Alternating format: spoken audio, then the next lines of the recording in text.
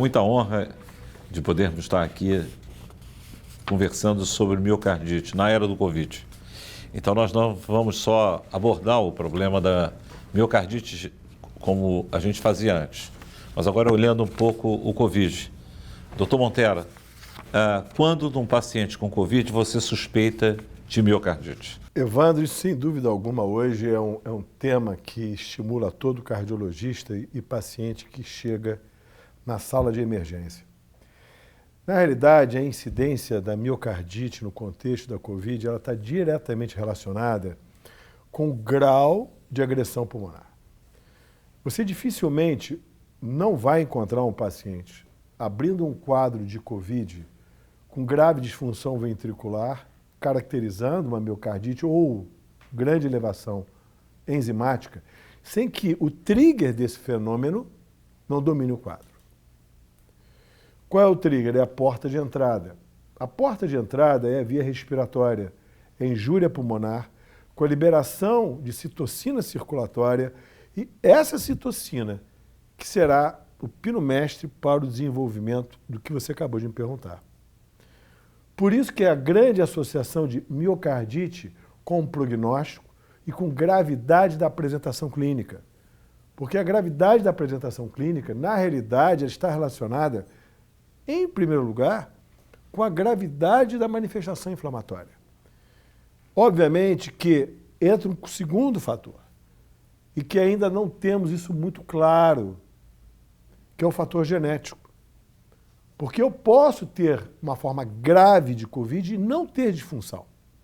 E outros com uma forma não tão grave têm disfunção. Então, isso é ainda uma incógnita para poder responder. Mas, a princípio, o que você vai encontrar muito é disfunção ventricular com elevação enzimática naquele paciente que tenha muita ativação inflamatória. Muito bom. Arnaldo, a gente teve a oportunidade de ver, logo no início da pandemia, poucos serviços faziam ecocardiograma no Covid agudo, nos pacientes que estavam entubados. A gente teve os colegas de Israel tendo a coragem, naquele primeiro momento, de fazer e identificar essas alterações. Olhando, agora que nós temos quase um ano e meio de pandemia, o que a ecocardiografia aprendeu em relação a detectar na fase hiperaguda a agressão miocárdica nos pacientes com Covid? Olha só, Evandro, essa pergunta é bastante interessante. Eu vou fazer assim uma cronologia da história do eco no Covid, tá? Logo no início havia um receio enorme da contaminação. Então, as sociedades americana, europeia e brasileira colocaram uma série de recomendações em termos de proteção do indivíduo que vai se realizar o ecocardiograma. E havia uma recomendação grande de que só fizessem pacientes com troponina elevada e BNP elevado, porque esses eram os pacientes que tinham maior risco de desenvolver miocardite. E a gente começou a ver, então, todas as formas de manifestação que você pode imaginar de miocardite. Forma tipo Takotsubo, muito comum disfunção ventricular direita, aspecto de corpo monale e por aí vai. E as sociedades estavam recomendando que fosse feito um exame absolutamente focado nas informações mais pertinentes para aquilo. Então, o ecocardiograma realizado pelo intensivista, pelo anestesista, enfim, o POCUS, era uma coisa que estava se propondo naquele momento, né? Mas e depois da primeira onda que a gente teve, a gente começou a ver sequelas do Covid, né? Indivíduos que apresentavam disfunção persistente, apresentavam arritmia, era uma coisa muito frequente. E então foi basicamente isso que a gente aprendeu. Mas a gente aprendeu também uma outra coisa, que é lidar com pacientes que têm uso de dispositivo de assistência hemodinâmica, como por exemplo a ECMO. Sim. Que era uma coisa que para os ecocardiografistas era uma coisa completamente nova. E, enfim, os dispositivos de ECMO, veia-veia, veia-artéria e por aí vai. Então, houve um aprendizado muito grande nessa patologia E hoje a compreensão é um pouco melhor disso aí, embora não seja ainda 100%. Meu querido amigo Amarino, não há dúvida quem pontificou no primeiro momento da pandemia com as imagens, e a gente até teve perda de radiologistas que estavam na linha de frente. E a ressonância cardíaca, ela passou a ser um grande elemento para identificar a miopericardite. Inclusive a pericardite sem derrame e miocardite sem disfunção cardíaca.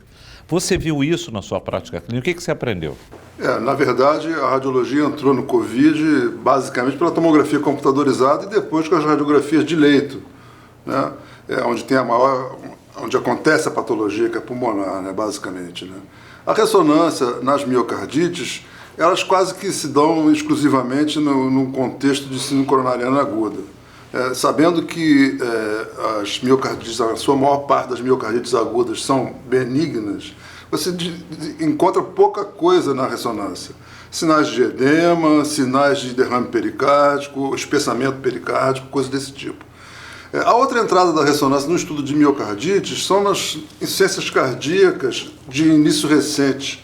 E a gente fez um trabalho grande, inclusive, com o Marcelo, a respeito do que se chamou miocardite crônica, né, que a ressonância passou a ter um papel importante nessa definição, não só da extensão da lesão, das cicatrizes inflamatórias, como também na própria avaliação da função, que é um papel primário da cardiografia, né? No Covid especificamente, o que a gente tem usado mais a ressonância são nos casos de sintomas torácicos persistentes após o quadro agudo. São pacientes com quadros de arritmia ou com dor torácica meio mal explicada, e o que a gente tem identificado é mais pericardite seca, como você chamou a atenção, do que miocardite propriamente dita, né? Quer dizer, miocardite com cicatriz visível e com disfunção significativa. A gente não tem visto disfunção cardíaca na ressonância causada pelo Covid, que a gente possa atribuir ao Covid. O que a gente tem visto mais são formas de pericardite seca, em pacientes que têm uma clínica pouco exuberante. Marcelo, nós estamos lançando agora, pelo DEIC, uma diretriz que você lidera sobre miocardite. Quais são 3 pontos que você já poderia estar trazendo para a gente como aprendizados para todas as discussões que nós vamos ter nesse seu evento aqui? Olha, Evandro, isso é muito importante a gente entender como foi essa história do diagnóstico da miocardite. Porque, na realidade, os primeiros estudos foram epidemiológicos. Você pegava as pessoas que chegavam na franca síndrome infecciosa, contagiosa, no momento que a gente desconhecia como se comportar, o eco não sabia como proceder, inclusive eu me contaminei através de um exame de ultrassom, não sabia, na época, como me prevenir disso. Você não vai ter estudo de ressonância, não tinha de fase aguda. Por quê? Como eu vou botar um doente em fase aguda, onde eu mal conhecia a doença, dentro de uma ressonância? E esses doentes têm desconforto respiratório. Como ele vai conseguir controlar a respiração? Então essa é a razão que você não tem estudos de ressonância em fase aguda. Bom, eu tenho 7 a 36% dos casos com miocardite, não vejo isso no eco. Por quê? Porque isso foi superestimado. Houve um pânico. Inclusive, pacientes chegam com isso no consultório. Doutor, eu tive Covid. Meu eco está normal? Não. O que se sabe hoje, porque agora tem estudos de anatomia patológica, agora temos mais segurança em preparar uma sala para fazer estudos de ressonância subsequentes, e agora temos estudos de biópsia, que antes eram anatomia patológica ou casos anedóticos. E o que a gente está vendo? Essa doença, a gente está mudando o conceito a cada dia. 3% dos doentes, em média, têm injúria miocárdica. Mas eu tenho muito mais troponina porque eu altero a permeabilidade de membrana. Ter troponina alta, que foi o critério inicial usado pelos estudos, não significa que eu tenho inflamação no miocárdio. Quando eu vou para os estudos que biopsiaram os pacientes em fase aguda, a incidência de inflamação real, 3%. Vírus, 0. Eu não tenho vírus no cardiomiócito. Ele circula por ali. Então, o que a diretriz brasileira traz essa visão atual. Primeiro, a miocardite o termo miocardite foi cunhado baseado em estudo epidemiológico, mas quando você tem a confirmação pelo estudo histológico, isso desaba. Então eu não tenho tanta miocardite, eu tenho, na verdade, enzimas elevadas. Eu tenho que começar a mudar a minha terminologia. A miocardite, em primeiro lugar, não tem vírus, é mediada por citocina. Então há uma parte na diretriz que coloca claramente isso. Se o paciente tem biomarcadores elevados e apresenta sinais de gravidade inflamatória sistêmica, esse doente eu tenho que ter um fluxograma para segui-lo. Se ele tem disfunção, que é minoria, porque quando o Arnaldo fala de disfunção, é um subgrupo. Sim. Não é dos 18 milhões de pessoas contaminadas, claro, que eu vou ter 30% com disfunção, como se achava antes. Imagina, eu vou ter 5 milhões de pessoas com isso. Pequeno. É um número muito pequeno. Marcelo, até aproveitando aqui o Arnaldo, né, com esse aprendizado, e muitos colegas estão com essa dúvida também. Encontra um paciente que tem, de repente, internado, que tem uma disfunção do ventrículo direito. Não é? E a gente tem sempre a preocupação da embolia pulmonar, não é? Nesses pacientes com Covid. Quantos por cento desses pacientes com disfunção do ventrículo direito, essa agressão miocárdica, ela é a causa disso, e quantos por cento é um tromboembolismo pulmonar? E será que esses pacientes, todos eles, a gente deve encaminhar para a realização de uma angiotomografia? Como é que é isso, Arnaldo? Olha, Evandro, a gente nunca realizou tanto duplex scan vascular como nesse período, porque a gente sabe que a incidência de fenômenos tromboembólicos é muito grande. Então, o duplex norteia mais ou menos a decisão de encaminhar ou não o indivíduo, até fazer a presunção diagnóstica, mesmo que não tenha tomografia, porque o paciente não possa ir, porque o paciente que tem trombose.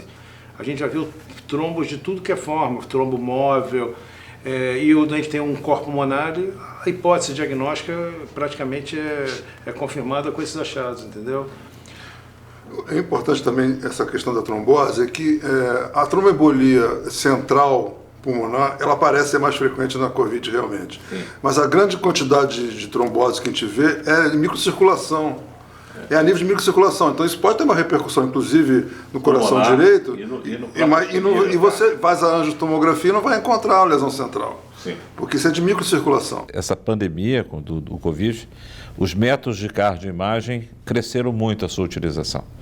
E a gente passou a trabalhar, né, de uma forma integrada com isso. Arnaldo, voltando para você, para depois a gente ouvir o Montero. Quando é que a gente suspeita, por exemplo, de uma miocardite fulminante? Que às vezes o paciente a gente pode achar que tem Covid, chega com um quadro respiratório, e a gente não tem informação, mas com choque ou arritmia ventricular, e isso pode acontecer em adultos, né, normalmente em indivíduos jovens, e aí alguém chega e faz assim, um eco, fala assim, aqui tem uma miocardite fulminante, pede o Montero para acionar o time de insuficiência cardíaca, de colocar ECMO. Quais são essas pistas para esse diagnóstico? Depois, Montero, como é que a gente clinicamente manuseia esse paciente, que pode ser associado ao Covid ou não ter nada a ver com o Covid, mas pode ter uma infecção e levar um paciente nesse contexto, né? Porque a gente não é tudo Covid, né? Mas esse fenótipo é um fenótipo importante. Explica para a gente quais pistas no eco dessa entidade. Olha, Evandro, você colocou uma questão bastante importante e você, mais ou menos, você começou com a minha resposta. Esses doentes começam a estabilizar clinicamente e esse é o primeiro sinal. E eu posso dizer para você que é um marcador de mortalidade muito ruim quando o indivíduo desenvolve disfunção ventricular esquerda e direita. Esse é um marcador muito ruim. A pista realmente é disfunção. A gente se surpreende com a disfunção. O indivíduo não tinha disfunção no exame inicial. O coração dilata? Dilata, faz disfunção, parece uma miocardiopatia dilatada mesmo. E às vezes entendeu? Pode ter edema também. Pode ter edema. Pode ser um fenótipo pequenininho. Pode ter como se fosse uma miocardite fulminante, com aumento da espessura. Mas o mais comum é que a gente vê é um aumento global do coração e disfunção biventricular. E muitas vezes, como eu falei no início, o paciente a gente já viu o caso de Takotsubo. Mas a gente já viu também coisas interessantes, indivíduo com disfunção e que o doente vai para o respirador, ele é melhor oxigenado e melhora a disfunção. É hipóxica. É hipóxica, exatamente. E lembrando ataque que a arritmia. Pode ter componente de ataque à arritmia, mas lembrando que alguns pacientes desses já têm substrato patológico prévio. É um doente que tem doença coronariana, por exemplo, e que com a hipoxemia agrava a disfunção. Então, só para me entender, quer dizer, o paciente com COVID, que se tem uma estabilidade hemodinâmica, o ecocardiograma pode ter vários fenótipos. Pode ter uma doença prévia e agora se instalou um dano. Pode ter um padrão tipo cardiomiopatia dilatada e pode ter um padrão de um coração pequeno, com a parede espessada e aí com baixo débito, e aí tem esse tal de miocardite fulminante. Montero, fala um pouquinho para a gente sobre isso. Assim, é importante de entender esses aspectos. Assim, o que a gente achava que induzia isso? 5 hipóteses. Primeiro era o vírus. Correu-se atrás do vírus. Hoje se sabe que não é vírus. Não tem vírus dentro do cardiomiócito. E aí vem as 4 que podem estar associadas ou isoladas. Você já citou uma delas. A primeira grande é a tempestade citocínica, que eleva a agressão endotelial. Além da agressão endotelial, altera a reologia da coagulação, eventos microtrombóticos, estabilização da placa aterosclerótica e depressão miocárdica direta induzida. Tudo isso, tempestade citocínica. O terceiro ponto pode ser a Takotsubo. No estudo Monte Sinai, com 160 doentes, o que se viu ali, em torno de 4% dos doentes que chegavam tinham apresentação de Takotsubo.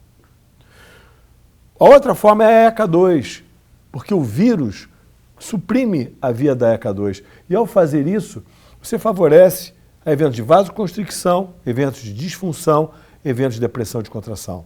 E, por último, o consumo por hipóxia. Por fim, essas são as hipóteses.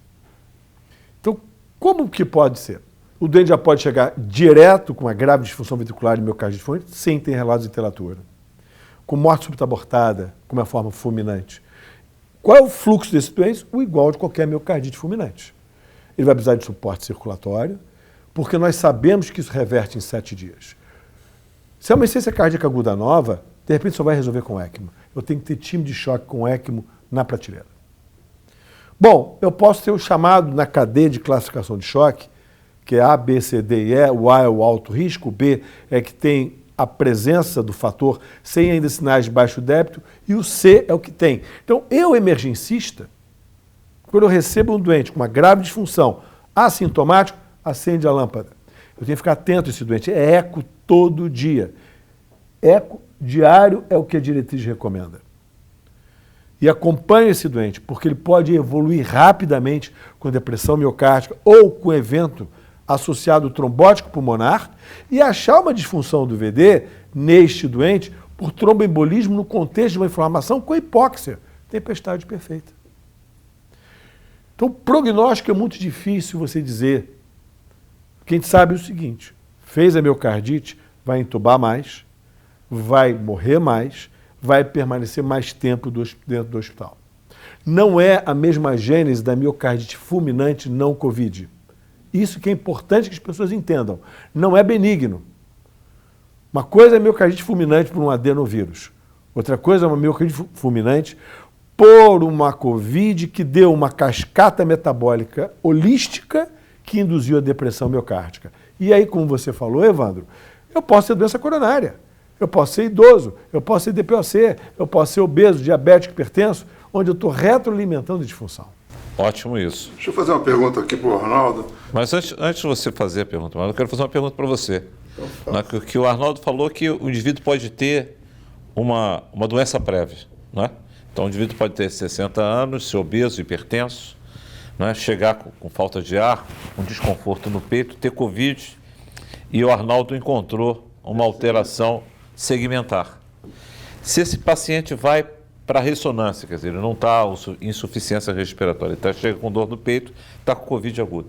A ressonância consegue afastar uma doença coronariana que está tendo um infarto subendocárdico, de um Takotsubo ou de uma miocardite? É possível? Sim, qual é a ressonância pista? entrou, na verdade, no estudo do coração dessa maneira, pela sua capacidade de diferenciar uma lesão que respeita um território coronariano específico, que tem características próprias da doença coronariana, subendocárdico, é um segmento determinado das doenças sistêmicas que de uma maneira geral sobre o coração, como é o caso do Takotsubo, que você não deve ter realce cardíaco após o contraste, as miocardites, que são difusas. Então, sim, essa seria uma maneira de você diferenciar. Mas como ele bem falou, é difícil você colocar num evento agudo um paciente com Covid, com manifestação coronariana, na ressonância. Né? Não é impossível, mas é complicado. Sim, você tem que ter uma logística especial.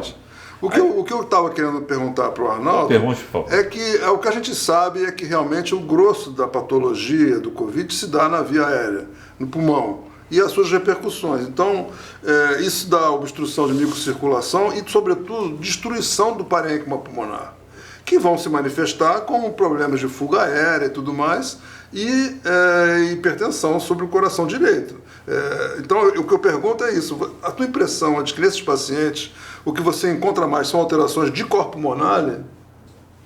Olha, Evandro, o Amarino, a gente vê, eu acho que é metade a metade, sabe? A gente vê disfunção ventricular esquerda, vê corpo pulmonar, mas o Marcelo falou uma coisa que a impressão que a incidência de miocardite era maior no início do que depois os trabalhos mostraram. Até o Evandro falou do estudo de Israel, ele encontrou mais corpo pulmonar do que disfunção ventricular esquerda. Foi muita disfunção do VD. Foi a publicação do Ian. Aliás, essa primeira publicação, o Ian, ele é chefe de um serviço de eco lá em Israel, e um rapaz, um fellow dele, se voluntariou de fazer uns 100 casos de um exame completíssimo. E o Ian é muito ligado à Mayo Clinic. E eles mostraram exatamente isso, que a incidência, eu não lembro, mas era baixa, era em torno de 3% a 5%, eu não sei. E viu alguns corpos pulmonares, não é isso? Uma disfunção ventricular direita como algo importante. Isso é uma descrição, provavelmente eram os pacientes mais graves. Talvez se fossem os pacientes mais graves que ele tenha avaliado. Agora Evandro, a coisa super importante é que os doentes, depois que têm o Covid, eles, às vezes, eu já peguei vários atletas que querem saber se podem voltar a fazer atividade física. E é impressionante, assim, ele teve o Covid há 20 dias atrás, por exemplo. Aí eu faço o strain, está menos 13. Aí eu falo, calma, você está bem, tua função está boa, mas volta aqui daqui a 15 dias. E o strain vai melhorando progressivamente. Interessante. Até depois o indivíduo te fala, teu strain está quase normal, pode voltar a fazer atividade.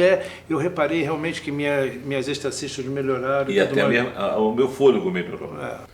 Eu queria só trazer uma contribuição, que é da miocardite, que isso tem chegado muito, você falou. Doutor, eu tive Covid 2, 3 meses atrás, cheguei agora com eco com disfunção. E as pessoas estão inferindo que isso decorre da Covid. Isso não está provado. O evento com injúria e disfunção é vinculado à atividade de doença. O que viu o estudo da ressonância no grupo alemão, que pegou até 6 meses depois, é que o mapa T1 mostrava endedema. Mas não tinha disfunção como a gente encontra agora. Mas eu acho que a coisa importante é o seguinte, isso que você está falando é a verdade. Encontrar disfunção sistólica com queda da fração de ejeção é raro. O que o Arnaldo está trazendo, que é uma coisa ainda em aberto, mas é interessante, é você pegar pessoas que têm fração de ejeção normal, mas as técnicas avançadas, avaliando o strain longitudinal global, mostrando, como a gente já viu, uma sensibilidade maior. Como a gente já viu em cardio-oncologia. As pessoas tinham fração de ejeção normal e o GLS já está diminuído. E o paciente ia se recuperando. Provavelmente essa onda inflamatória que o Dr. Montella chamou a atenção, que é reversível e que às vezes não ataca a fração de ejeção. É raro a gente encontrar uma área de fibrose. Né? Eu confesso a você que eu vi um sujeito que eu posso atribuir, mas não tenho certeza, que era um indivíduo que é um mergulhador de alta profundidade, que me procurou depois disso com uma grave disfunção com fibrose. Mas é a raridade na literatura. Marcelo, nós estamos se aproximando. E eu queria depois fazer uma pergunta bônus para todo mundo que está aqui, porque foram todas pessoas assim como você, que aprenderam muito em relação à agressão miocárdica e o Covid. esse segmento, essa cardiovigilância tardia, que agora a gente tem 1 ano e meio de doença, e algumas pessoas a gente vai precisar acompanhar, porque naquela epidemia da gripe, né, que a gente teve alguns anos atrás, algumas pessoas que tiveram o episódio agudo recuperaram, depois abriram com um padrão de disfunção miocárdica. Arnaldo, você acha importante seguir que tipo de paciente que você acha que é merecedor de uma cardiovigilância do ponto de vista ecocardiográfico? Ô, Evandro, teve uma recomendação que propunha que todo atleta que teve Covid deveria fazer, por exemplo, algum método de esforço para... Eu acho que essa é uma boa forma de você avaliar esses doentes que tem um sintoma, estão cansados, não estão conseguindo render o que rendiam antes nas suas atividades físicas, entendeu? Certo. Então eu acho que esse é um grupo. E eu já fiz vários ecos de esforço em paciente que teve Covid e quer voltar às suas atividades físicas. Eu acho que esse é um grande instrumento. A Mariana, uma pessoa que teve... Obrigado, Arnaldo. Uma pessoa que teve uma embolia pulmonar na fase aguda do Covid. E às vezes o paciente nem sabe, porque teve entubado, está lá a informação, ele foi atendido por um hospital e depois recebe aqueles achados e recuperou e vai em frente. Existe alguma condição que depois da embolia pulmonar, esse trombo, ele pode causar, não estou aqui falando de Covid, estou falando em aberto. Esse é um paciente que a gente tem que estar atento, esse paciente? A embolia pulmonar ela pode evoluir com hipertensão arterial pulmonar crônica. Então, isso tem que ser avaliado sobre isso. Mas a gente não costuma fazer angiotomografias de repetição. Mas tem que estar de olho. Tem que estar de olho. Esse paciente tem que ser acompanhado para o problema da hipertensão. Se você, cardiologista, recebe aquele safo de exame, porque muitos cardiologistas não tiveram acompanhando o doente na fase aguda. Quem acompanhou foi o grupo da terapia intensiva, os hospitalistas. Aí ele recebe no saco de exame, olha, embolia pulmonar. Então, esse paciente... você tem que estar atento, e se esse paciente apresenta alguma evidência de hipertensão pulmonar, revisitar esses achados é importante. Montera, qual a sua visão para a gente fechar esse nosso bloco? Olha, essa doença, ela não termina com o exame de PCR-T negativo. Ela não termina quando você tem alta do hospital. Ou ela não termina com você em casa se sentindo melhor e negativando a sua sorologia. É muito importante que as pessoas entendam isso, e é isso que a gente está aprendendo. As agressões que esse vírus promoveu no organismo, elas se arrastam por 3 a 6 meses no endotélio vascular, acometendo a função pulmonar, acometendo a função cardíaca, alterando a reologia vascular. Por isso que ainda nos primeiros 6 meses pós-doença, você não está isento de poder ter algum grau de complicação, principalmente de acordo com o seu perfil. É uma doença sistêmica, então você tem que se analisar de forma sistêmica. O exercício físico é 3 a 6 meses para liberar. Atletas são 6 meses. Porque nós temos esses dados do eco e agora da ressonância mostrando ainda lesões intrínsecas do miocárdio em recuperação. Então, o importante é essa mensagem. Após a considerada alta, entre aspas, clínica, para você poder voltar à sua atividade social e laborativa, mantenha o seu segmento médico, porque você pode vir a cursar com complicações chamada síndrome pós-Covid. Acho que essa é a mensagem de alerta. Então, acho que você quer fazer mais um comentário? Eu queria fazer um comentário que passou um pouco assim despercebido, que é o dia a dia na terapia intensiva, que é a radiologia convencional, que é capaz de identificar uma série de problemas correlatos com a patologia principal da alteração inflamatória do Covid e diferenciar de outras patologias inflamatórias, como as pneumonias adquiridas no hospital e a própria insuficiência cardíaca. Né? Esse é um dilema de todos os dias. Né? Então, a radiologia convencional tem sido ficado meio assim de lado, mas ela é um hemograma dentro do CTI, tem o mesmo papel que um hemograma. Aquilo deve ser visto e estudado todos os dias, que define tratamentos baseados naquela informação. Pacientes que não podem descer para o CTI. Isso aí. Nós estamos terminando e eu só queria deixar aqui 3 pontos aqui importantes de aprendizado dessa mesa. Primeiro, nós todos estamos aprendendo. Segundo, que é essa doença que começou com 3 fases. Uma fase com quadro gripal, uma segunda fase com quadro respiratório e uma terceira fase inflamatória. E agora vem uma 4ª fase, que é a vasculotrombótica. E essas complicações vasculotrombóticas, tão bem alertados pelo Amarino, pelo Marcelo e pelo Arnaldo, merecem cardiovigilância. Muito obrigado.